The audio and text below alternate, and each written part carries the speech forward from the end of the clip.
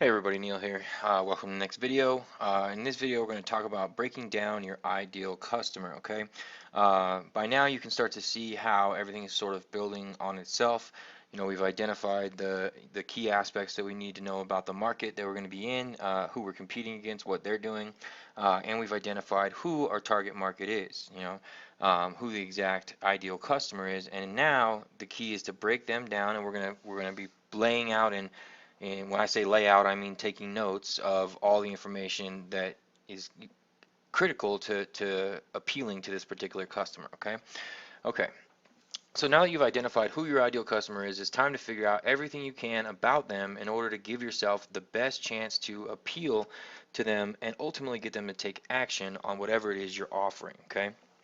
Um, the more that you speak to them, the further you give yourself a chance for them to actually want to, take action and buy from you or get to know more about your brand or whatever the case is. Okay, so all right, let's stick with the golf example. Okay, we identified about 45 to 75-year-old males. My grandfather's 80, still out there rocking it, but probably on average about 75, right? No kids, makes good money, 100K plus, college educated, and Caucasian. Now, it doesn't mean that women don't play golf, that kids don't play golf, or that some people that play golf don't have kids. It just means predominantly these are the stats. Okay, that doesn't mean that I'm just gonna focus solely on them in the copy. No, the copy is going to appeal to the golfer, right? You want to appeal to the beginning golfer and the in golfer, unless your product is targeted at the newbie golfer or the veteran golfer. And again, you're going to focus your copy on that, right? So it's important to know what your product does and who it's targeted for, and then from there you can break down what we're going to get into in this video, which is the problems, the benefits, the features, your solution, and how you can begin to position it. Okay. Um, all right, so the first thing we want to do is identify their big ass problem, or BAP, right? BAP, right? I've been knowing about this for most of my life. I don't know where I heard it, but I was a young guy when I first heard it, maybe 13, 14. And it's true, you want to focus on what is their big ass problem. What is that thing that's keeping them up at night that they can't, get over? They just wish they could fix it and they just don't know how. And then how can you step in and fix that, right? So you also want to identify the sub-problems that may be, also being caused by that. So for example, let's say it was lack of money that was an issue, right? Well, lack of money can lead to other things: stress, marital problems, problems at work, all those types of things. So, you want to take note of all this as you go. So in my process, I usually make a note card for each one of these different categories, right? So main problems, main benefits, main features, everything that's included, all these different types of things. I like to lay out a different card for each one, and that way when I go to put together my copy, it's just as simple as kind of following along with my notes that I've already taken. So when as you can see, when we sit down to write the copy, we're going to be armed with a lot of information. We're going to have a plan, that we're going to follow. So there's no need to sit there and stare at a blank screen, right?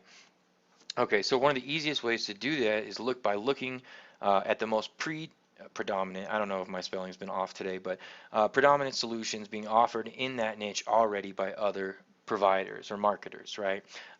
So if everybody's offering, ways to improve your golf swing, then improving your golf swing is probably a big problem for most people in that market, and that's probably a problem that most people seek a solution for.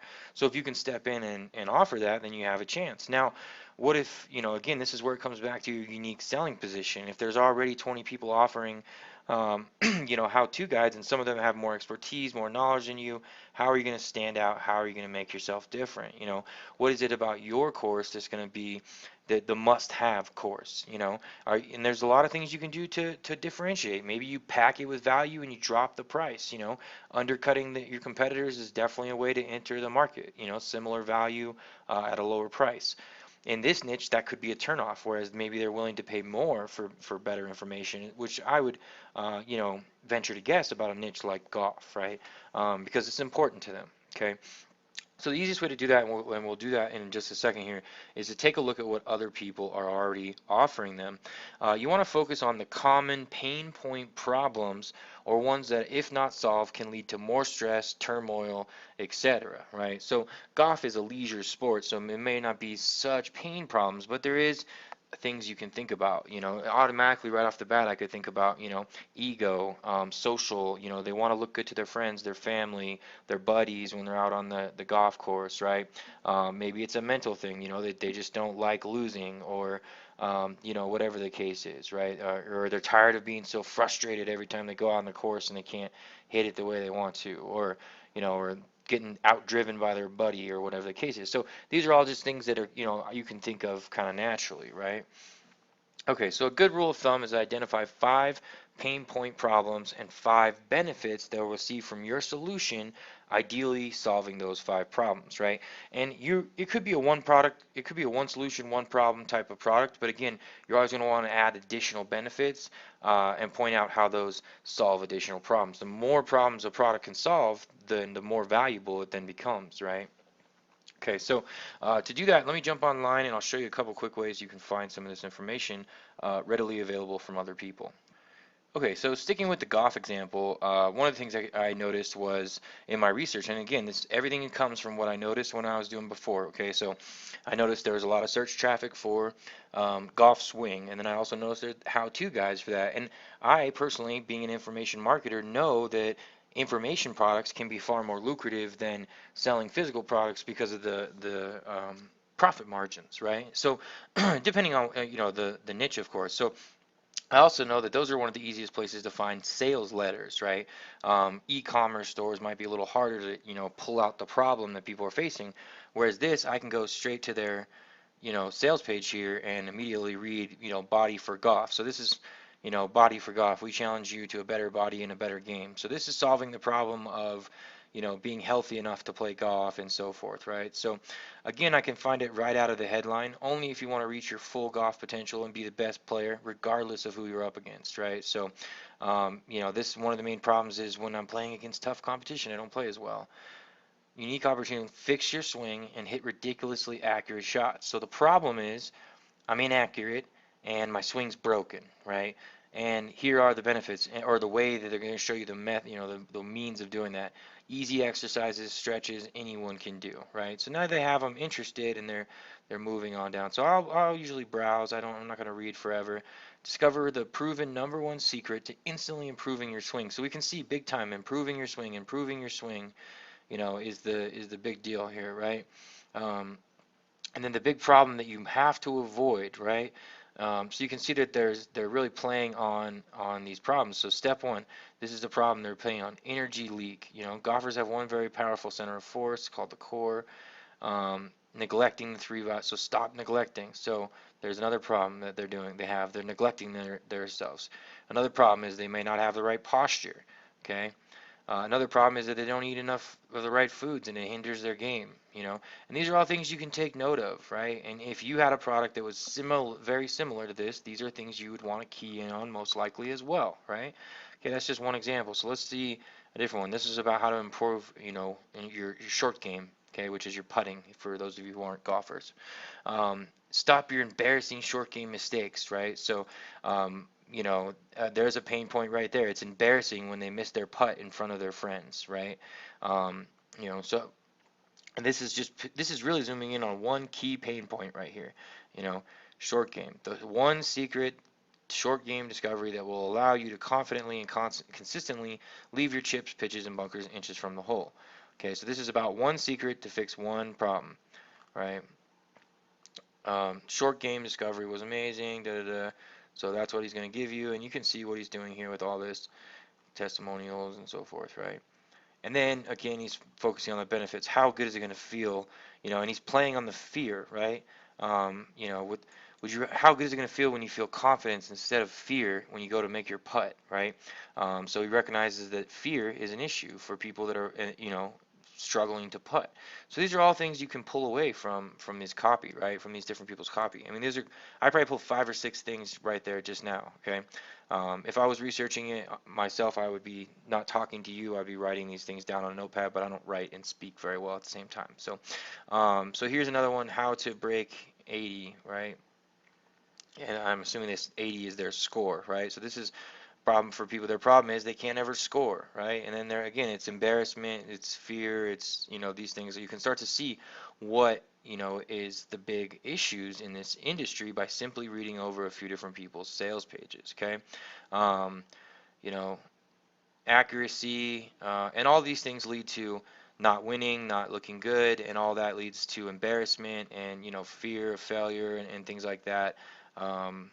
Which people want to avoid, right? And that's what this particular problem solves. Okay. All right, so that's enough about that. Again, you can also go to the tips and do the different Google searches. This stuff will help you as well. The things that they're offering to help people with, their golf swing tips. These are also probably problems that people have. So if it's a tip to help your swing, then it's probably something you're doing wrong, right? If you point out something people do wrong, they don't like that and they want to know how to do it right. Okay, so those are just some examples. I'll keep this one a little bit shorter. We'll get back on the slide here. Give me 1 second. We'll pause this. Okay, so now that you've identified some of the major problems, and this is something you can also do when you're looking over the sales letters as well, you want to identify the key benefits, right? So, and also if you're researching your competitors, which you would very much be doing there, you want to note the features. So if you have a very similar product, literally like, okay, what are the features in 1 through 10? Okay, that's great. They don't have number 8, which I have, so then you want to kind of key in on that because that's going to be something that they're not going to have. You're still going to want to reiterate the main things like they are, but you're also going to want to say, hey, make sure, no other product on the market does this one thing, and this is going to help you in a way that you really need this, or it's not going to be you're not going to get the results you want, or whatever the case is, right? So those are, just the key things to look at. Okay, so I want to make sure I clearly identify the difference between a feature and a benefit. A lot of people, that's one of the major problems. They list features as benefits. They'll have a piece of software and they think, that, well, because you can click this button here and it does this, and that's cool, yeah, but it's not a benefit. It's a feature. It's something that it does, right? A prominent or conspicuous part or characteristic, right? A benefit is something that is advantageous or good, an advantage, right? So the benefit to this cool little feature is that it's going to allow you to do this faster, and that's going to save you time. Time equals money, so that's a huge benefit to you at the end of the day. Do you see how I'm saying the difference there? Okay, very important. You want to identify that. So whatever it is you offer, you want to make sure you have the features and the benefits laid out and differentiated. For example, if it was a training course, the features would be, members area, video content, this many hours of video, et cetera, et cetera. Whereas the benefits would be increase, I'm just using my own course here as an example, but increase your sales, increase your conversion rates, build a deeper relationship with your customers, things like that, right? Write better copy every time, which is going to lead to more money, more authority, more everything that, and so forth, right? So you want to make sure you understand the difference there, okay? Next step is to identify possible objections and how you can potentially overcome them, okay? So, is there a lot of similar products, so what is going to make yours stand out? Well, what's different about yours, right? So that's maybe a big objection. What is your unique selling point? Or I don't know if I want to spend that much, or I've played a lot of golf and I just haven't gotten any better. Why is this going to help me in particular right now? What is or I don't know if I need a new driver right now, even though I'd love to buy this new driver from your website, or your sales page or whatever, but I'm kind of comfortable with my old one, right? And that's where you need to use benefits to overcome them. Like, yeah, that's great, but wouldn't it be awesome to hit it just 50 yards more and be standing there laughing at your friends when they're 50 yards behind you in the fairway? Isn't that worth the $400 or whatever? And I'm not saying you need to come out and say those things specifically, but you need to be prepared for the objections that may be going through your customer's mind without you there to answer them, right? Unless you're doing a webinar, which is different, okay? Um, and you want to have those laid out, and you want to make sure that you touch on them in your copy. So if you're talking about a certain aspect, like about how this is going to help you improve your golf swing, you want to address the skepticism. You want to say, hey, I know that there's a ton of other courses out there that improve your swing. Maybe you've even bought a few and it hasn't worked for you. Here's why this is going to be different, and this is going to help you and be better, right?